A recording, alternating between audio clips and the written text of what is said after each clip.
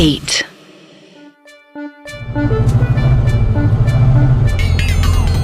पापा की कार आती देख हम दोनों घर के अंदर जाने लगे, पर वो साला मुकेश, जिसका मुंह देख के लगता था कि ये दाल में भी विमल पान मसाला मिला के खाता होगा, आज मुझे गालियां खिलवाने के लिए ही आया था। मुकेश शायद पापा को जानता था, वो सीधे उनसे शिकायत करने लगा। आय हाय हाय हाय हाय हाय हाय, अरे देखो ना भाई साहब, मैंने अपनी सिड्डी मांगी तो मुझे मारने लगे ये। क्या हो रहा है ये? अथर मेरी तरफ गुस्से से देखता हुआ सांप की तरह फुसफुसाया। ये सीढ़ी पीढ़ी का क्या चक्कर है बे? बताऊंगा, इस मुसीबत से निपटने दे। आय हाय हाय हाय हाय हाय, अरे मैं बताता हूँ भाई साहब, ये मुझसे रात में सिड्डी लेके गया। रुक जा एक मिनट, पहले ये तो बता तू है कौन? मैं मुकेश। भाई साहब केबल है ना मेरा, आपकी वाईफाई लगाने भी तो मैं आया था, भूल गए? हाँ अरे तो याद करो ना, वो मैं पिछली गली में है ना हमारे भाई साहब का ऑफिस, संदीप केबल का इंटरनेट ही तो लगा रखा है आपके यहाँ। हाँ आगे बोल। मैंने पापा का चेहरा देखा, वो ऑलरेडी कहीं से फूके हुए आए थे, शायद प्यासे भी थे। मेरी फैलाई भसड़ की वजह से उन्हें घर के बाहर खड़े होकर ही पंचायत करनी पड़ रही थी। अथर अभी तक यही सोच रहा था कि आज फिर पापा हाफ डे में क्यों आ गए। तो भाई साहब ये लौंडा रात को हमारे ऑफिस। रुक, कौन सा लौंडा? दो खड़े हैं ना यहाँ पे। मुकेश ने मेरी तरफ देखा। भाई साहब ये मोटा काला नाटा सा जो है। अथर उससे चपाट लगाने के लिए आगे बढ़ा ही था कि पापा ने उसे आंख दिखा दी। बेचारा चुपचाप मेरे पास खड़ा हो गया। हाँ अब बता, ये छोटे वाले लड़के ने तेरी सीढ़ी ले ली, कब ली? भाई साहब ये आप ही का लड़का है क्या? हाँ, जिसने तुझसे सीढ़ी ली वो मेरा बेटे जैसा है। ये मेरा सबूत है। तू बोल, क्या बोल रहा था? भाई साहब इसी ने तो पीटा मुझे अभी, ये जिसको आपने अपना लड़का बताया। अथर ने मुंह नीचे कर लिया। तू अगर 2 मिनट के अंदर सारी बात नहीं बोलेगा ना, तो तू मुझसे भी पिट के जाएगा, समझा? अब बोल। वो ये छोटा वाला मुझसे सिड्डी ले गया, बोला 100 रुपए दूंगा, वो भी नहीं दिए, फिर आया ही नहीं। फिर बाद में आया और बोला कि सिड्डी चाहिए। एक मिनट, जब ये सीढ़ी ले गया तुझसे तो दोबारा मांगने क्यों आया? भाई साहब मेरी गांड जो मारनी थी इसको, दिन में आया छोटू से बोला मुकेश तो बेवड़ा है, दारू पी रखी थी उसने और सिड्डी मांगी तो मना कर दी। अंकल ये झूठ बोल रहा है। अब पापा ने मुझे आंखें दिखा दी। पार्थिव चुप रहे 2 मिनट, मैं बात कर रहा हूं ना। हाँ मैं समझ गया, इसने तुझसे रात को सीढ़ी मांगी, तूने दे दी। अगले दिन ये फिर आया और फिर तेरे ऑफिस से सीढ़ी मांगी और सबको बता दिया कि तूने रात को दारू पी हुई थी और तूने इसको सीढ़ी देने से मना कर दिया, यही ना? भाई साहब आप समझदार हो, माइंडेड आदमी हो आप, यही बिल्कुल यही कहना चाहता था मैं। फिर मैंने इसको बोला रास्ते में कि भाई सिड्डी दे दे, तो मुझे यहाँ आपके धोरे लिया और फिर आपके लौंडे से पिटवाने लगा। दोनों सामने ही खड़े हैं, पूछ लो इनसे, झूठ नहीं बोल रहा मैं। अब मेरी तो नौकरी भी चली गई इनके चक्कर में। पार्थिव तुम्हारा क्या कहना है? तुम भी बोलो। और तू मुकेश चुप रहियो। नहीं अंकल, मैं रात में पहुंचा तो इसने लेटर देने से मना कर दिया, ये धुत नशे में था। अबे बहन के लौड़े, झूठ कम बोल ले वरना तेरी। वो मेरी तरफ बढ़ा ही था कि अथर ने बीच में रोक लिया और एक थप्पड़ मारा।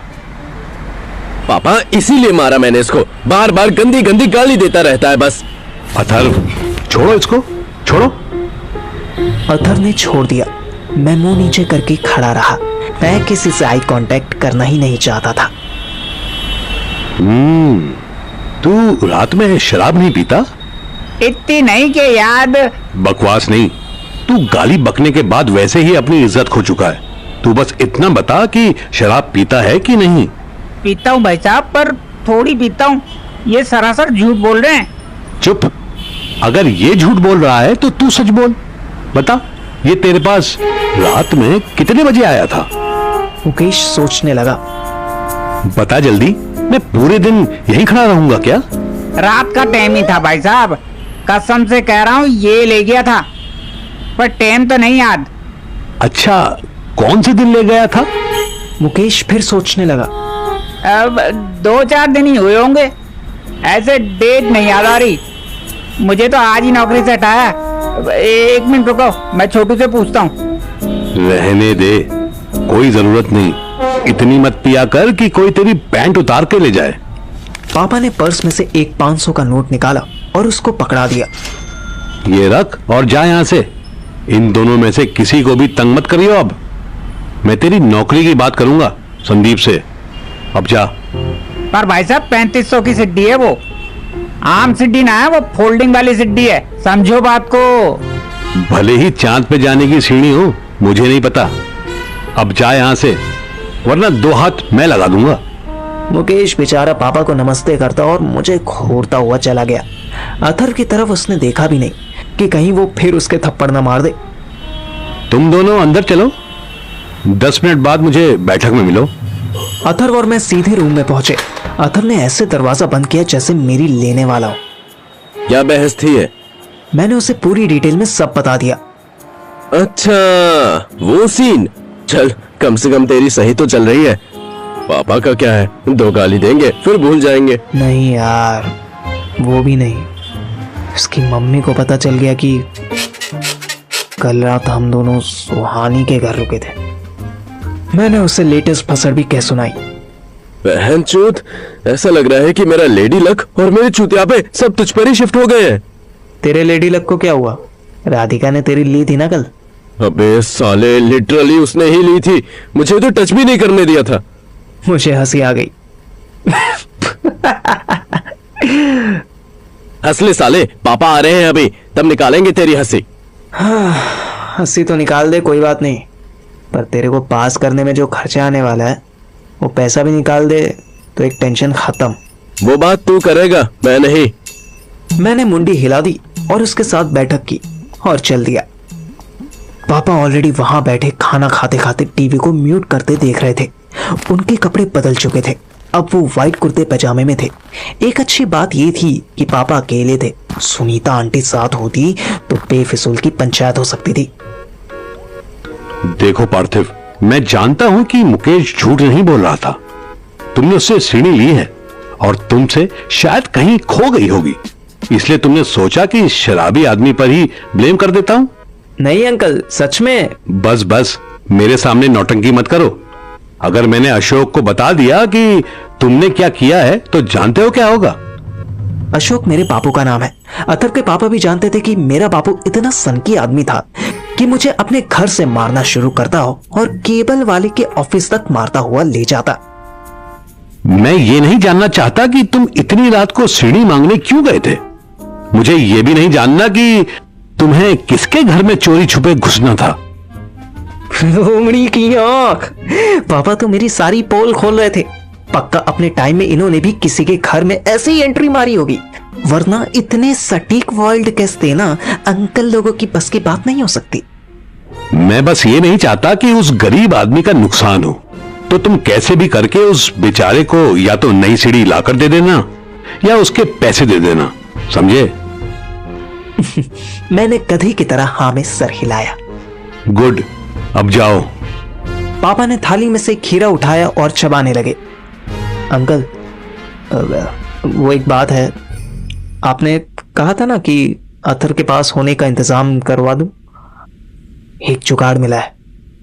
मैंने उन्हें पार्किंग वाले के बारे में बताया। भरोसा कर सकते हैं उस पर? अंकल, अब पार्किंग में तो हमेशा उसे ही देखा है। 3 साल तो हो गए। डायरेक्टर राधिका मैम से भी नहीं पूछ सकते।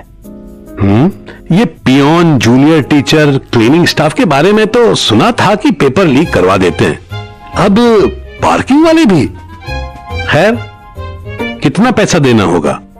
पापा खाना खत्म करके लास्ट में रायता पी रहे थे। मैं धीरे से बोला, अंकल 60,000। उनके मुंह से रायता बाहर निकल आया। अथर्व ने तुरंत पायदान से पहले रायते को पोंछने की कोशिश की। पापा ने मुझे घूरा। कितने ऊपर जोड़कर बोल रहे हो? सीढ़ी के पैसे भी मुझसे ही लोगे? पापा तो आज मुझे चेकमेट करने की प्लानिंग के साथ बैठे थे। मैं भी ठीक था। इतनी जल्दी तो हार नहीं मान सकता था। नहीं अंकल, सच कह रहा हूं। हमने भी उससे बहुत बहस की, लेकिन पर सब्जेक्ट 12,000 से नीचे मान ही नहीं रहा। इसको सारे सब्जेक्ट्स के लिए चाहिए? क्यों भाई अथर्व, एक भी सब्जेक्ट ऐसा नहीं जिसकी तुमने तैयारी की हो? अथर्व ने मुंह नीचे कर लिया। सिंगल सब्जेक्ट 15,000 मांग रहा है और 5 के कंबाइंड 60,000। हम लास्ट डे पहुंचे ना अंकल, इसीलिए भी वो भाव खा रहा है। पापा टीवी देखते हुए बोले, नहीं भाई, बहुत ज्यादा है। उसको बोलो 50 में फाइनल करे, नहीं तो रहने दे। अथर्व ने मुझे आंख का इशारा किया कि मान जा, रिस्क मत ले। मैंने जवाब दिया, नहीं पापा, सब करके देख लिया, बहुत कन्विंस किया। बोला 50 तो उसे आगे देने हैं, 10 के ही उसकी कमाई है, वो कैसे छोड़ दे। एक बार आप खुद बात करके देख लो, अभी तो होगा पार्किंग में। अथर्व ने मुझे ऐसे घूरा कि अगर उसकी आंखों से सुपरमैन वाली लेजर बीम निकल सकती ना, तो आज मैं भस्म हो जाता। मैं क्या करूंगा जाकर, तुम ही ज्यादा होशियार हो। ठीक है, उसको बोल दो इकट्ठा इतना पैसा नहीं दे सकते, एग्जाम्स के बाद। मेरा ब्लफ काम कर गया। मुझे पता था पापा घर आने के बाद कहीं नहीं जाने वाले थे। अंकल सब बात कर लिए, 2 घंटे बैठ के बात की है। एडवांस 12,000 देने होंगे। उसके बाद हर एग्जाम शुरू होने से पहले 5th एग्जाम तक पूरे पैसे हो जाएंगे। पापा 2 मिनट तक कुछ सोचते रहे, फिर उन्होंने अथर्व को ऑर्डर दिया, अंदर बेडरूम में मेरा बैग रखा है, उसमें पर्स है, ले आओ।